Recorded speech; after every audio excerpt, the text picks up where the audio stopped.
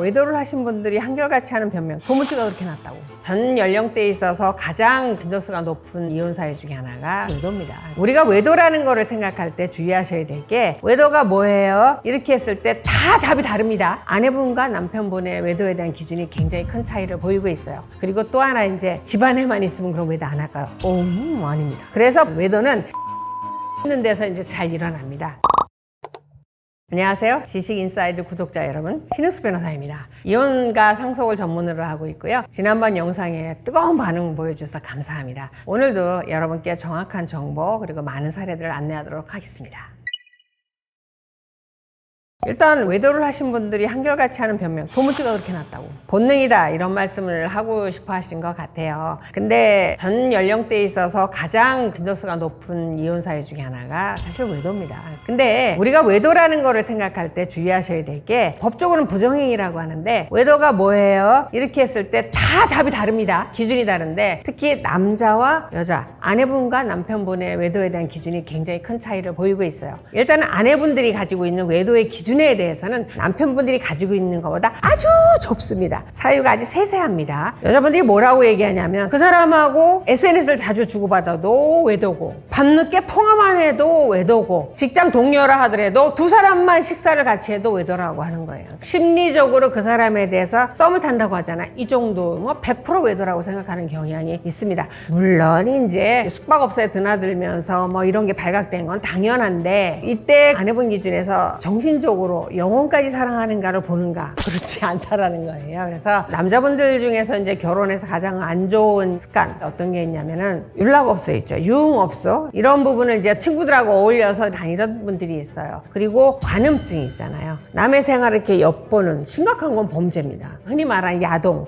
이런 자극적 영상을 보는 거를 즐겨했던 분들이 결혼하고 난 다음에 그들은 그냥 친구들하고 다니는 놀이 정도고, 아니 영상 보는 게 어때, 이렇게 생각으로 결혼 이후에도 그 생활을 쭉 이어가는 경우가 있는데, 일단 결혼을 하고 나면 아내 입장에서는 100% 외도입니다. 영혼을 바쳤느냐 안 바쳤느냐는 필요 없고, 야동을 보는 그 자체로 다른 여성을 보는 게 싫다라는 거죠. 근데 남편분 입장에서는 외도에 대해서 아주 관용적입니다. 자, 어느 정도가 이제 외도라고 보시냐면, 내가 그 여자한테 집을 얻어주고 다달이 생활비를 주고 아이를 낳았어요, 외도라고 보는 거예요. 과거로 치면 2집 살린 정도는 해야 외도라고 본다는 거죠. 근데 아내 입장에서는 그게 아닙니다. 어쩌다 한 번의 만남으로 이어졌다라고 하면 그것도 외도라고 본다라는 거죠. 그래서 결혼을 한다라고 하면 외도에 대한 기준이 아내한테 이렇게 좁다라는 걸 남편분들, 남성분들 꼭 염두에 두셔야 됩니다. 재판의 기준을 보면 중간적인 영역이라고 보기에는 아내 쪽으로 치우쳐져 있습니다. 그래서 실제로 이제 성적인 접촉 이런 게 없다 하더라도 하루에 수십 통의 SNS를 지속적으로 주고받는다라든가, 밤늦게도 계속해서 SNS 주고받거나 통화를 한다라든가, 아무리 업무적인 일이지만은 자주 만남이 일어서 같이 식사하는 장면이 사진이 찍힌다라든가, 이런 부분도 부정행위로 보고 있습니다. 그리고 특히 여보당신하는 경우, 이거는 거의 벗어나기 어렵다고 보여집니다. 근데 그렇게 발각됐을 때 한결같이 하는 남편들, 아내들의 변명이 뭐야? 장난이었다. 판사님이 대놓고 그렇게 물어보신 적도 있어요. 장난으로 아마하고 여보당신입니까? 뭐라고 답변하실래요? 장난이라면 모든 사람들 다 여보당신이라고 불러야 되잖아요. 왜 그 사람한테만 장난으로 여보당신이라고 부릅니까? 이렇게 물어보는 거에 대해서 한마디도 대답 못 하셨어요. 그런 거 부정행위가 인정이 됩니다. 왜냐하면 정조의 의무에 있어서는 유체적인 관계뿐만 아니라 영혼, 머릿속, 마음, 이거에 대한 정조도 중요시 하는데, 잦은 연락, 잦은 만남, 그리고 사례에서 보면은 아내가 정말 붕괴하는 게 거예요. 작년에 친정아버지가 돌아가셨고요. 올해 첫 제사인데 그 제사 지내는 순간에도 톡을 주고 받았더라고요. 이런 부분에 분개하거든요. 그래서 그 정도면 영혼 뺏긴 거 아닙니까? 그런 거 다 부정행위로 인정이 되고 있습니다. 그래서 보면 외도는 잦은 접촉이 있는 데서 이제 잘 일어납니다. 절대 비난하자는 건 아니고, 예를 들면 의사분들이 바빠요. 그러니까 외도의 상대가 대부분 그 병원 안에 있습니다. 크게 병원에서 벗어나지 않아요, 상대가. 그러다 보니까 동료 의사라든가 간호사분들이나 이런 분들하고 이제 외도가 많이 일어납니다. 그래서 공간적인 부분에서 잦은 접촉이 상당히 중요하고, 또 하나는 사람이 집에 있으면 아내도 있고 자녀도 있으니까 이렇게 항상 이렇게 긴장하게 있는, 좁혀져 있는 이 끈이 있어요, 울타리가. 여기를 벗어나지를 않습니다, 그 생활만 하면. 근데 이 끈이 딱 풀어지는 순간이 있습니다. 자연으로 나갔을 때. 그래서 절대 그 동호회 비난하자는 거 아니에요. 아직까지도 산악회, 자전거 모임, 탁구 이런 거 이런 게 이제 외도가 많아지는데, 일단 자연을 나가면 직장도 벗어나요, 가정도 벗어나요, 자녀도 벗어나요, 훌훌 내 인생을 떠나게 되면서 굉장히 영혼이 자유로워져요. 그러다 보니까 거기서 만난 분들하고 쉽게 친해지고 몇 번 안 본 분하고도 허심탄회하게 속마음을 다 얘기하게 된다는 거예요. 그래서 굉장히 가까워지는 게 있어서 일상을 벗어난 부분에서의 공간에서의 외도가 상당히 많다. 그리고 또 하나 이제 집안에만 있으면 그런 외도 안 할까요? 아닙니다.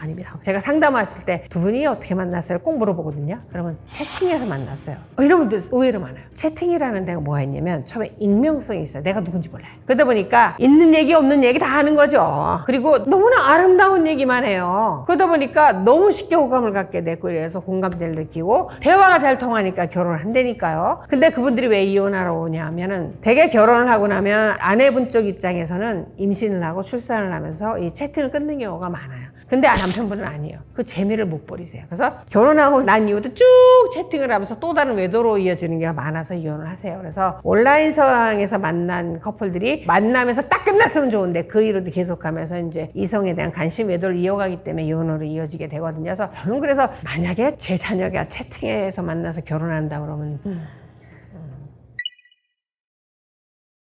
자동차가 이렇게 다니잖아요. 그럼 주차장에 이렇게 주차해 놓으면은 사고 안 납니다. 돌아다니면서 사고 나는 거잖아요. 도로에 나와야. 그리고 하루에 1시간 운행하는 차보다 10시간 운행하는 차가 사고가 날 확률이 높죠. 사랑관계도 마찬가지입니다. 구조가 바뀌면서 아내분들도 적극적으로 경제활동을 해야 되고 남자분들도 적극적으로 경제활동을 해야 되는데 이 과정에서 사람을 만나는 게 피할 수가 없죠. 그러다 보니까 외도가 자주 일어나는 원인이 있지 않을까, 저는 그렇게 생각을 합니다. 그리고 부부라는 게 모든 걸 공감하지는 않습니다. 일단은 처음에 연애해서 결혼할 때는 가슴이 뛰니까 일단 좋아서 너무 좋으니까 결혼하는데, 그때부터는 안정이 되면서 가정 내에서 아이 문제를 공유하는 부분, 가정 경제 부분을 공유하지만 나의 인생관, 직장에서 상사 때문에 힘든 부분, 장래를 어떻게 해야 될지 이런 부분은 밖에 있는 직장과 같은 동료들과 그런 같은 비슷한 사회생활을 하는 사람과 더 많은 공감대를 느끼게 된다라는 거죠. 그래서 오피스 허스밴드, 오피스 와이프 이런 말이 나오는 것이 가정 내의 다른 일에 대한 공감대를 따로 갖는다라는 거죠. 그래서 이런 부분 때문에 좀 외도가 좀 많아지고 있다라는 생각이 들고, 결혼한 후에 이제 외도가 없던 외도가 벌어지는 건 아닌데 이제 두 가지 양상이에요. 결혼 전에 특히 남성분들 이제 연락업소라든가 이런 그 성매매업소를 다니던 습관, 또는 여성 편력이 있어서 많은 여성을 동시에 수시로 상대를 바꿔가면서 연애를 해왔던, 그땐 연애죠. 결혼한 후에 딱 멈추면 되는데 그냥 쭉 가신다니까요. 결혼하고도 결혼할 땐 얘기 안 하고 쭉 갑니다. 이건 이제 본인을 하던 행동을 그대로 했는데 결혼한 순간부터는 외도가 되는 거죠. 이런 케이스 하나.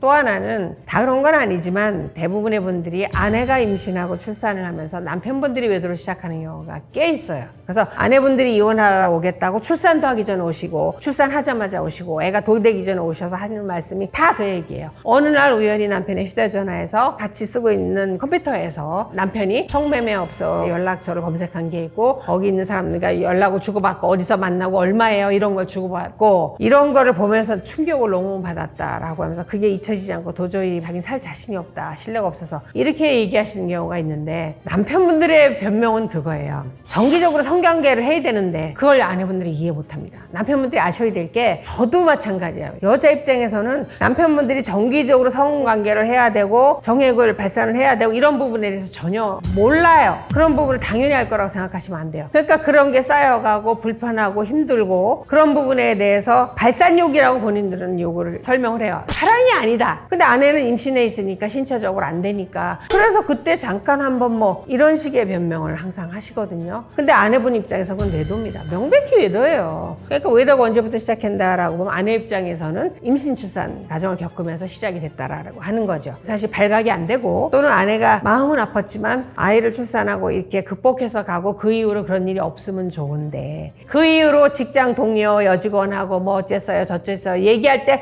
반드시 그 얘기가 임신했을 때로 돌아갑니다. 임신했을 때도 이랬었는데 그 위에 이렇게 얘기가 흘러가는 거예요. 그래서 보통은 남편분의 외도가 결혼 전에 했던 게 이어졌거나 아니면 임신했을 때 본인들이 말하는 발산욕, 그것 때문에 이제 외도가 시작됐다고 아내분들은 얘기를 하고, 아내의 외도는 과거 이제 결혼 전에 있었던 남자와 이어지는 관계는 아주 드뭅니다. 보통 아내들은 결혼하면서 정리를 다 해요. 그런데 그 이후에 발생하는 거는 이제 대부분 어떤 경우냐면, 첫 번째로는 아이를 유치원 학교 보내고 나서 학부모 모임에서 이런 경우, 또는 아이의 과외 선생님, 사례에서는 뭐 자전거 타기 과외가 있답니다. 또 뭐 스키. 남편은 바빠서 못 가니까 엄마가 아이를 데려가면서 그런 레슨 강사들과의 외도, 또는 자신이 운동을 하기 위해서 수영, 골프, 탁구, 배드민턴 배우면서 그런 강사들과의 외도 상당히 많습니다. 그리고 동창회, 직장 동료. 여자분들 같은 경우 남자분들에 비해서 오히려 다양하다라고 볼 수 있습니다. 왜냐면 남자분들은 보통 출근해서 저녁까지 회사에 매여 있기 때문에 오히려 접촉하는 게 그 건물 안에 있고, 아내분은 전업주부의 경우입니다. 한 건물 안에 갇혀 있는 경우가 아니라 오히려 경로가 더 다양하더라. 이래서 사실은 남편분 입장에서 아직 경악을 하시죠. 외도는 아내분들은 대부분 결혼한 이후부터, 그 다음에 특히 자녀가 성장하고 그 이후에 만나는 분들에게 이어지는 경우가 많고, 남편분들은 결혼 전부터 쭉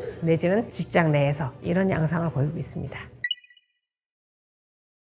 당황해하죠, 처음에는. 왜냐하면 내가 외도하는 분들 다 손들고 생각해보세요. 안 걸릴 거라고 생각하시잖아요. 나 이거 당연한 거 아니야? 누구나 너도 나도 다 하는 거니까 나도 당연한 거지? 배우자가 당연하다고 생각할 거야 라고 생각하시는 분 손 들어보세요. 없어요. 한결같이 안 걸릴 거야. 이렇게 생각하는 거죠. 아이고, 머리끝부터 발끝까지 세포 하나하나가 표시가 안 되니까요. 외도를 하면 달라집니다. 확 달라져서 이제 알게 되는 거예요. 근데 그걸 나는 모르는 거죠. 그래서 이제 아내들이 남편의 외도를 이렇게 눈치챘을 때가 언제냐면, 갑자기 안 씻던 사람이 그렇게 씻는 거예요. 아침 저녁으로 씻어요. 그래서 속옷도 매일 갈아입고요. 옷도 매일매일 갈아입고요. 아주 신났어요. 아주 그냥 얼굴이 밝아졌어요. 10년은 젊었어요. 이렇게 표현하세요. 남편이 말하는 아내의 외도는 일단 늦은 기가, 이건 공통적이긴 한데, 집에만 있던 아내가요, 외출이 잦아졌고요, 늦게 들어오는데 핑구가 친구 만났나, 갑자기 처갓집에 부모님이 아프시지를 않나, 여러 가지 갖가지 핑계, 그 다음에 갑자기 친구가 이혼했다고 슬프다고 하룻밤을 보내달라고 있지 않냐, 자꾸 외박이나 이런 게 자주 늘어난다는 거예요. 그런 다음에 속옷이 예뻐지더래요. 그런 얘기를 하고, 결혼 전에 신던 이 하이힐 신발장에 처박아놓고 한 번도 안 신더니 어느 날부터 스커트에 힐을 신고 나가더라는 거예요. 반드시 표시가 안 되니까요, 이게. 아주 그냥 둔한 사람 아니면. 그래서 이렇게 변화를 가져오게 됩니다. 변하고 싶은 게 아니고 본인이 그 사람을 사랑하게 되니까 좋으니까 변화가 저절로 되는 건데, 본인은 의식을 못하는 거죠. 배우자가 금방 합니다. 조금만 관심을 가지면. 그러면은 이제 배우자가 첫 번째 하는 일이 그 사람의 휴대전화를 관찰하게 됩니다. 휴대전화를 관리하는 것도 변합니다. 어떻게 되냐면 손에서 놓지를 않아요. 남편이 저희는 휴대전화 가지고 아무데나 식탁에 틱 던져놓고 소파에 틱 던져놓고 일어났던 휴대전화 손에 쥐고 놓지를 않고, 잘 때도 베개 밑에 눕고 잔대요. 화장실 갈 때도 들고 들어간다는 거예요. 근데 왜 걸리냐? 술 굉장히 많이 먹고 들어온 날, 만취해서 이렇게 골아 떨어진 날, 또는 샤워하러 비밀번호 채웠으니까 모르겠지 하고 들어가는데 그 순간에 딱 뜰 때 이렇게 보잖아. 이렇게 몇 글자 보이잖아요. 이상하네? 남편들이 생각보다 단순하거든요. 남편의 패턴 다 알아요. 머릿속에 이렇게 보면 복잡하게도 안 해요. 이렇게 하시잖아요. 이렇게. 그리고 남편분들 얼굴에 기름기가 많으니까 핸드폰 할 때 기름기 묻은 상태에서 패턴을 보세요. 이 길이 나 있다니까요. 그러니까 아내분이 이걸 풀어서 봅니다. 근데 별의별 내용이 다 나오는 거죠. 이제. 그래서 휴대전화를 보고 보통은 알게 돼요. 그러면 이때 아내 반응도 이제 둘 중에 하나예요. 내가 이거 바로 터뜨려? 참아서 증거를 다 모아? 대부분 90% 전자입니다. 그 분을 참지 못하고, 이거 뭐야? 당장 열어! 이렇게 따지게 된다는 거죠. 이렇게 됐을 때 그 순간 여러분들 어떡하실까요? 당황하죠. 그리고 그 순간 많은 생각이 흘러갑니다. 오리발을 다 내밀어야 돼? 일부 인정해야 돼? 0점 몇 초사의 고민을 딱 한 다음에 결정을 해서 대부분 그래. 별거 아니야.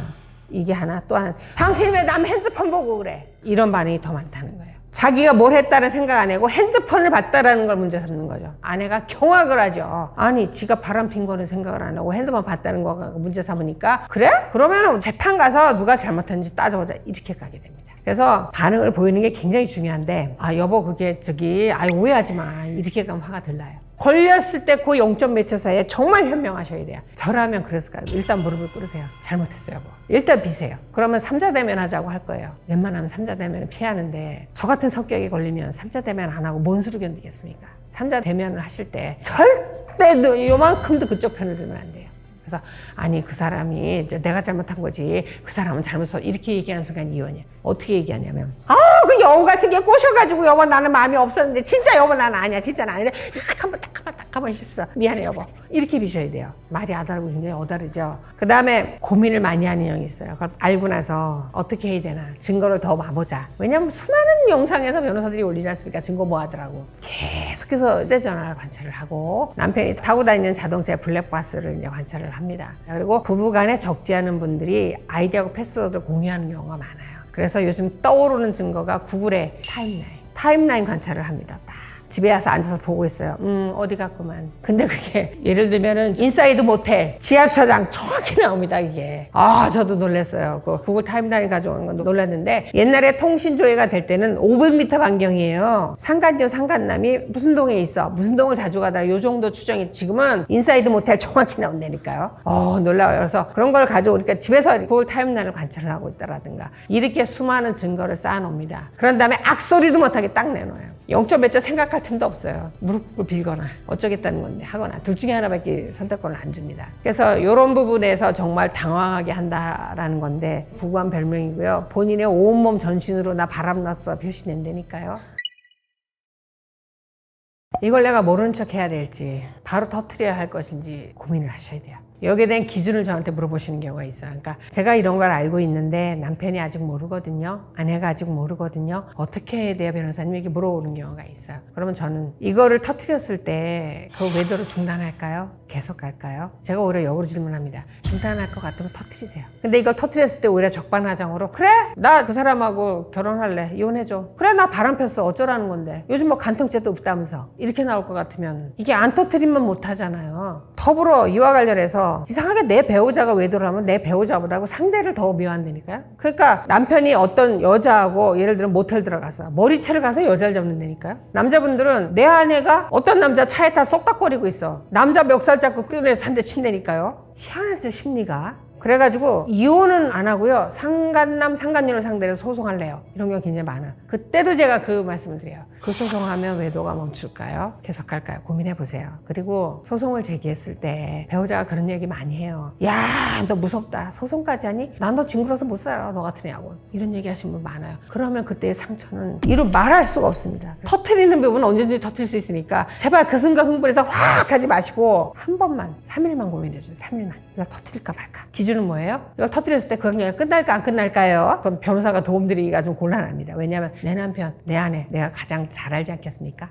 일단은 휴대전화를 본 부분에 대해서는 개인정보법이라든가 여러 가지 법률에 위반이 되는 건 맞아요. 맞는데 요즘도 이제 아주 악의적으로 불법적으로 수집한 증거에 대해서 재판부가 제재를 하긴 합니다. 증거로 사용을 안 한다라든가 그다음 위자료를 부담시킨다든가 이렇게 되기는 하는데, 아직까지 판결문의 주류는 불법적인 방법으로 상대방의 휴대전화를 봐서 정보를 취득했다 한 부분에 대해서 그 불법성을 문제 삼기보다는 실체적 진실이 중요하다, 이런 표현을 쓰고 계세요. 그러니까 설사 아내가 남편이 배우자의 휴대전화를 보고 사진을 찍어 왔다 하더라도 그 내용 안에 외도가 있었다라고 하면 외도라는 정황에 대한 증거로 사용하겠다라는 거예요. 불법적인 방법보다는 외도를 했다는 부정행위가 더 큰 불법이라는 거죠. 아직까지는 그런 것들이 주리인데, 요즘에 와서 늘어나고 있는 것이 이제 패소한 당사자 입장에서는 뭐 그렇다고 해서 나를 이렇게 해? 그런 부분에 이제 감정 때문에 배우자를, 자신의 아이의 엄마, 아빠를 이제 형사고소를 하게 됩니다. 대부분이 이제 벌금형 정도가 내려지고 기소유예가 되는 경우도 많습니다. 검찰이 기소를 하지 않는 경우도 많아요. 왜냐하면 사실 외도를 했는데 뭐 인간적인 감정 얘기해 보시자고요. 남편이 외도했는데 휴대전화 안 보게 생겼습니까 지금? 그런 부분을 검사들도 이해를 하는 거죠. 그렇긴 하지만 악의적인 경우가 있어요. 실형이 나온 예도 있습니다. 남편분이 아내가 외도하는 걸 의심을 해갖고 자동차에 지속적으로 추적기를 달고 도청을 하고 이런 거를 1, 2년간 이게 지속적으로 한 경우가 있어요. 그 정도 되면 스토커거든요. 이건 실형이 나온 예가 있습니다. 부부의 육체 사유를 이제 대표적인 걸 들어라 그러면 외도적 부정행위고, 또 하나가 폭언폭행. 정말 중요한 게 경제적인 돈 문제야. 그러니까 외도와 돈 문제가 이제 쌍대 중요한 그 두 개의 유책 사유라고 볼 수 있습니다. 근데 영원히 산다라는 거 요즘 100세 세대잖아요. 아이고 30대에 결혼을 해도 50년 이상 사셔야 되잖아요. 그런다고 생각했을 때 결국은 내가 이혼이 될 것인가 말 것인가, 이걸 견뎌낼 수 있을 것인가, 이런 부분에 대해서 이제 고민을 해야 되는 거예요. 그러면은 사실은 유책 사유를 여러 가지 나열했을 때 이게 한 가지도 없이 사는 건 없어요. 제가 볼 때 부처님하고 하나님하고 사셔도 유책 사유는 있을 거예요. 그럼 이거를 용서하고 참고 내가 견뎌내고 살아야 되는 거거든요.